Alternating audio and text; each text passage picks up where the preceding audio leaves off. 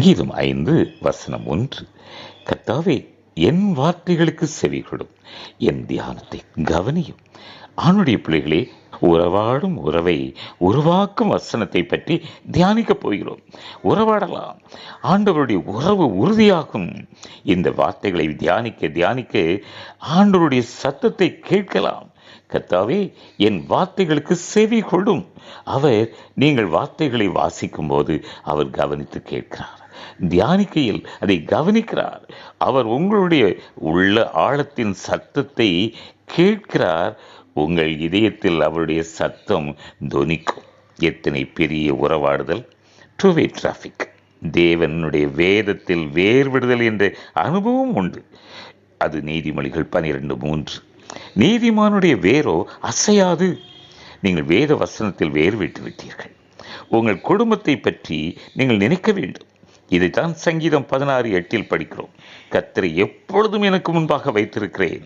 அவர் என் வலது பார்சத்தில் இருக்கிறபடியால் நான் அசைக்கப்படுவதில்லை. தேவனுடைய பிள்ளைகளை, ஆணுடைய பிள்ளையாக்கிய இந்த தாவீது ராஜா வாழ்க்கையில் எப்போதும் தேவ பிரசன்னத்தில் இருந்ததினால் அவனுடைய வாழ்க்கையில் எத்தனை எதிர்ப்புகள் வந்தாலும், சத்துருக்கள் அவனை துரத்தினாலும், பெரிய பல துஷ்ட மிருகங்கள் அவனுடைய மந்தையில் வந்து அவனை தொந்தரவு செய்தாலும் அனைத்தையும் ஜெயித்து எழுந்தான். அவன் கோலியாத்தை ஒரு கூழாங்கலால் அடித்தான் என்றால் அது அவனுடைய பலமா? தேவன் அவனோடு இருந்தார்.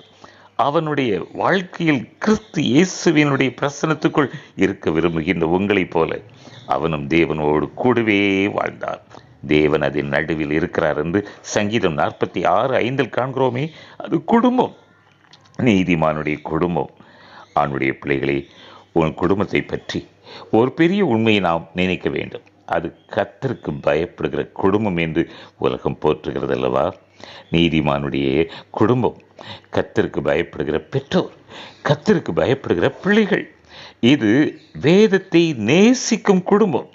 அதை வாசிப்பது என்பது நேசிப்பது. அதை நம்முடைய வாழ்க்கையிலே எப்போதும் தியானிப்பது. அதை வாசித்து பார்க்கும் போதெல்லாம் சுவாசிக்கலாம், உட்கொள்ளலாம்.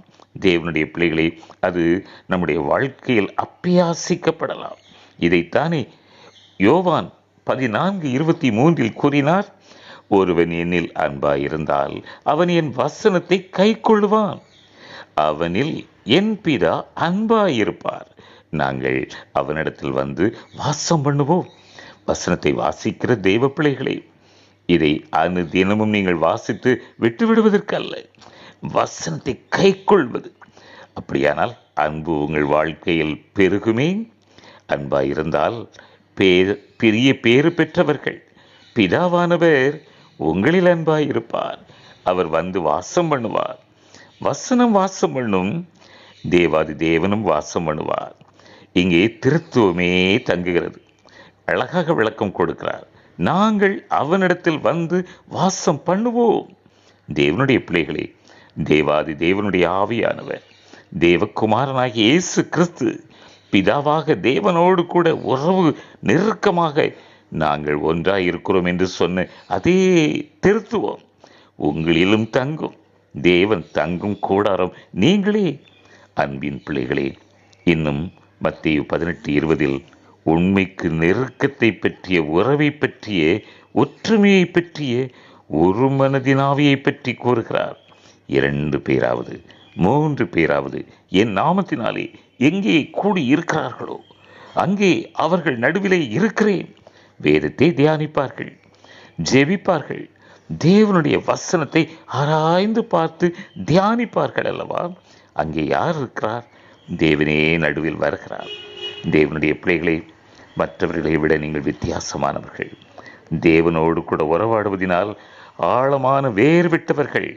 உங்கள் குடும்பத்தின் காரியங்கள் அனைத்தும் மிகவும் உறுதியாக இருக்கிறது, அசைக்கப்படுவதே இல்லை. இனிமேல் உங்கள் எல்லைக்குள் எந்த சத்துரு போராட்டமும் உங்களை நெருங்க முடியாது.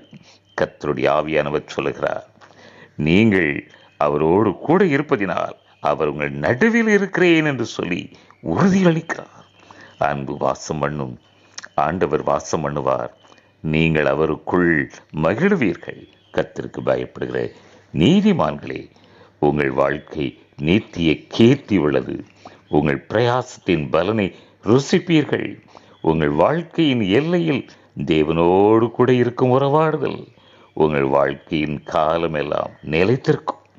உங்களை நீதிமானின் குடும்பம் இந்த உலகம் போற்றும். ஆமேன், ஆமேன்.